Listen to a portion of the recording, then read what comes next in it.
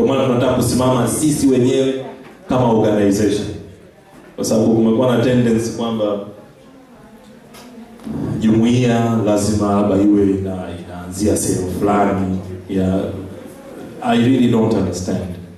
Kwa kweli wa Tanzania, mimi naamini tunaishi UK, tunajua matatizo tunayopambana nayo sisi wenyewe, and we are the ones who knows how we can resolve our issues, yeah, and then tukashirikiana na mtu mwingine. Lakini hatuwezi kuanza kuprovide information za watu au kuzianzia kwenye level ya watu ambao tunajua kwamba inaweza kutuletea matatizo, kwa sababu watu wana issues tofauti, and we have to respect that. Yeah, it's really crucial, kwa sababu usipopata trust kutoka kwa watu kwamba wana hold information zao kwa umakini, no one will come near you. Lakini kwa kweli nashukuru sana, uongozi unafanya kazi nzuri sana.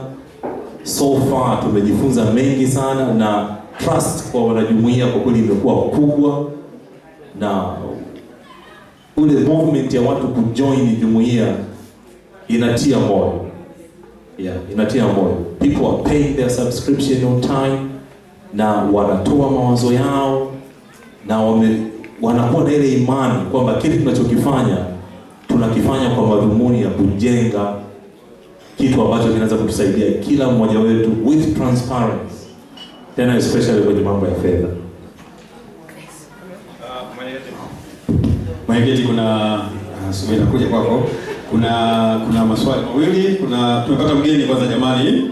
Tumepata dada mgeni kutoka Holland, moja kwa moja kutoka Holland, amehamia hapa, na moja kwa moja alichouliza kitu cha kwanza, kuna jumuiya wa Tanzania waishio UK, akaambiwa ipo. Tena tarehe 5 kuna mkutano. Mama ameinuka haraka sana na wanawe kaja hapa na anataka kuuliza swali. Aliyo makofi jamani kwa mgeni. Mama karibu.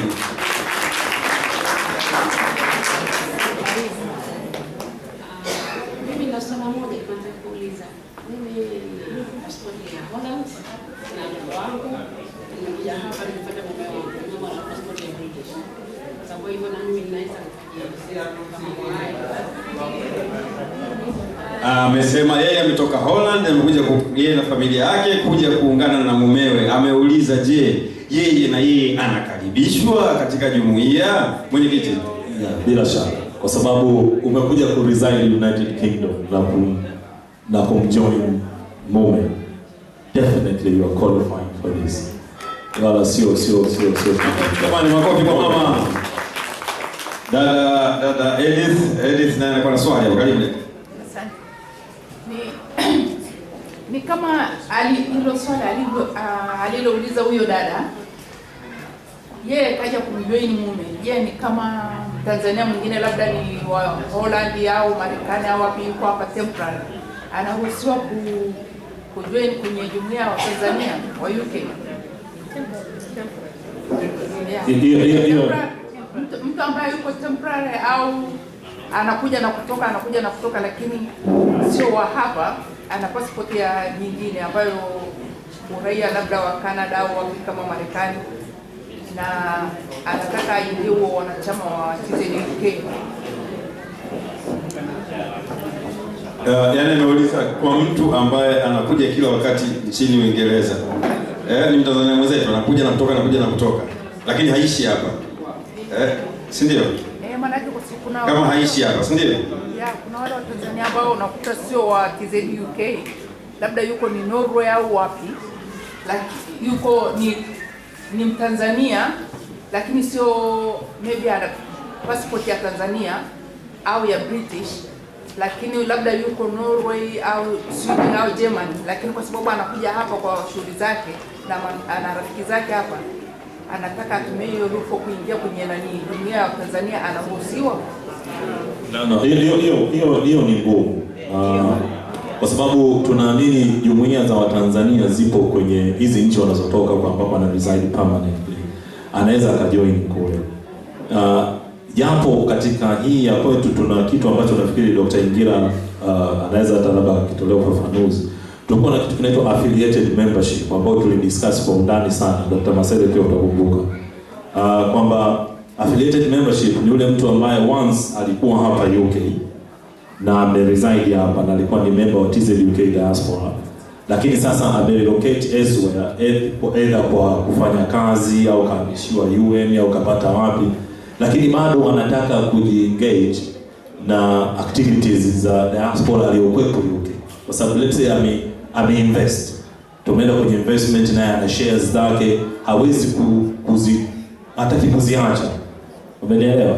Sasa yule ndo tunasema atakuwa affiliated membership. Kuna baadhi ya vitu atavikosa ambavyo kama tunavipata si ambao tuna reside hapa UK, tunaposaidiana kwenye mambo kadhaa, lakini kama kuna investment zake ambazo alikuwa ameziweka wakati huo, mimi naamini tutakuwa sana, tutaenda millions of pounds. Sasa tukifika kule ana share yake, ile portion yake itabidi aendelee kupata dividend yake kama affiliated member wa TZUK diaspora, kwa sababu once alishakuwa ana reside in the United Kingdom. Sasa kwenye bylaws inaweza ikaweka specification kwamba lazima labda uwe member for maybe 2 years au 1 year, tutakapoamua, and then ndio unaweza hata ukiondoka unaweza kuwa affiliated member ambayo unaweza kuwa unaendelea kubenefit kwa yale mambo ambayo umeinvest katika. Mwingine tena jamani, mwenye wazo, swali, kukosoa au chochote ulichonacho. Unajua hii katiba imetengenezwa na binadamu, na binadamu yoyote ameumbwa ili afanye makosa. Kwa hiyo ndio maana kuna polisi, kusingekuwa kuna wahalifu wakosefu, kusingekuwa kuna polisi, kusingekuwa na watenda dhambi, kusingekuwa na makanisa. Kwa hiyo vitu vyote vinakwenda pamoja. Kwa hiyo lazima mimi najua kuna makosa. Hata kama umeona kuna alphabet imekosewa, spelling mistake, tusimama utuambie. Chochote kile unachofikiria jamani, mnakaribishwa. Brother pale, brother umeinua mkono umeinuka mkono wako, lakini ulikuwa umefanya hivi.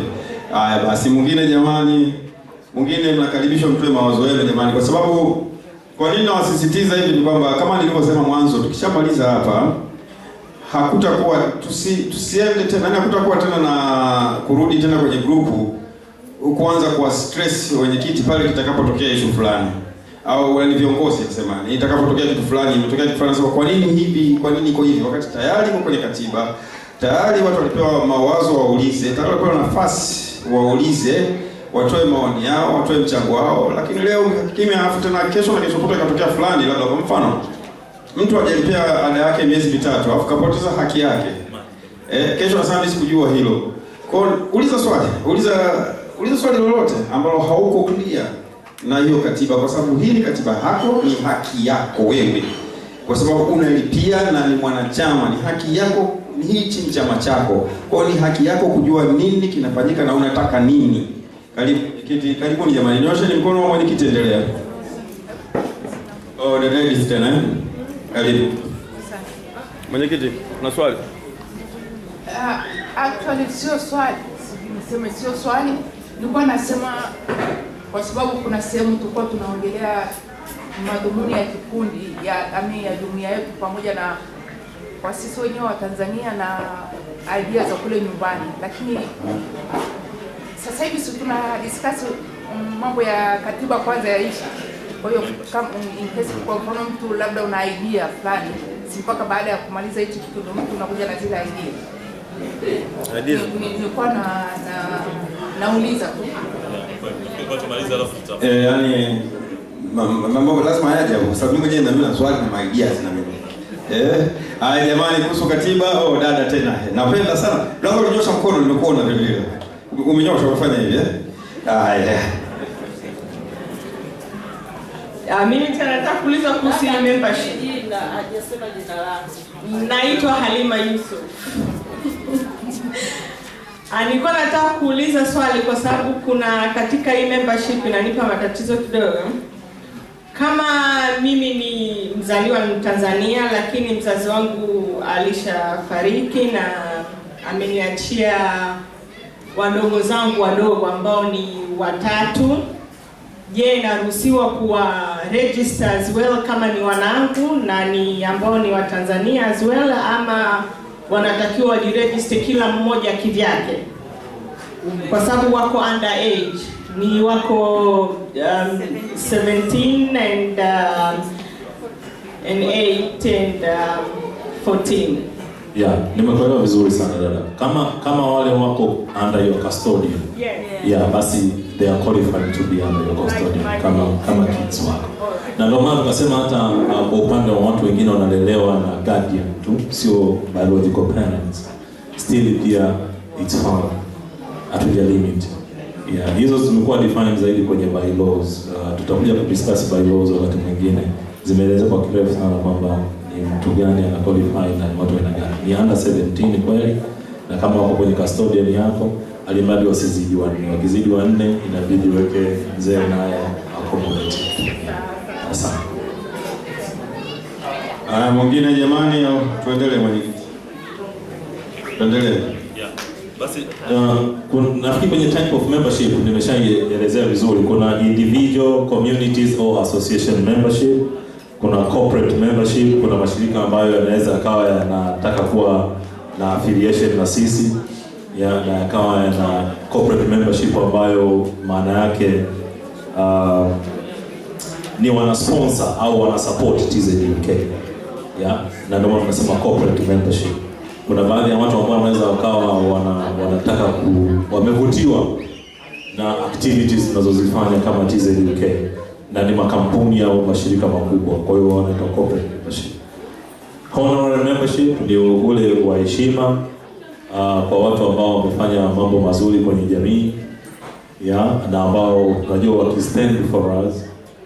Kisema kama mheshimiwa Rais mstaafu Al-Hassan Mwinyi, tunakuomba uwe on honorary membership wa TZUK Diaspora.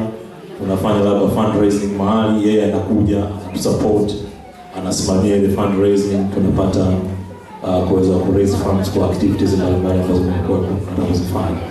Hiyo ndio maana saa ya kuwa na hii honorary membership, ni for people who can ile image yao tu kustand pale kwenye organization yetu inatufanya tunapata support fulani ambayo tunahitaji.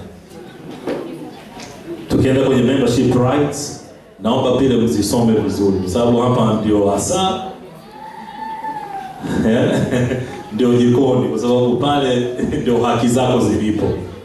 Naomba mzisome vizuri, and then kama kuna lolote niwape dakika 2-3 mwangalie, alafu niulize. Uongozi pia kwa pamoja tutasaidiana kujibu, na kama kuna chochote cha clarify, mwenyekiti wa kamati ya katiba atatoa ufafanuzi.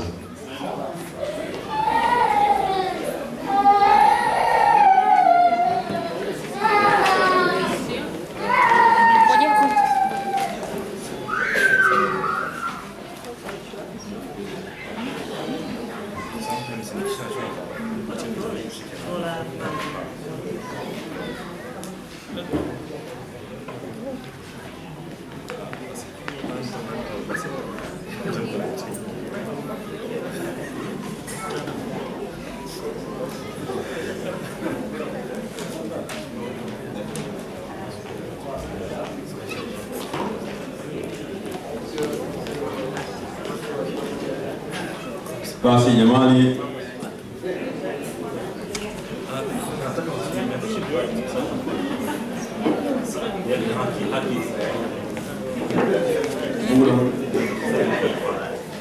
ninaomba tufungue kifungu namba 7.5.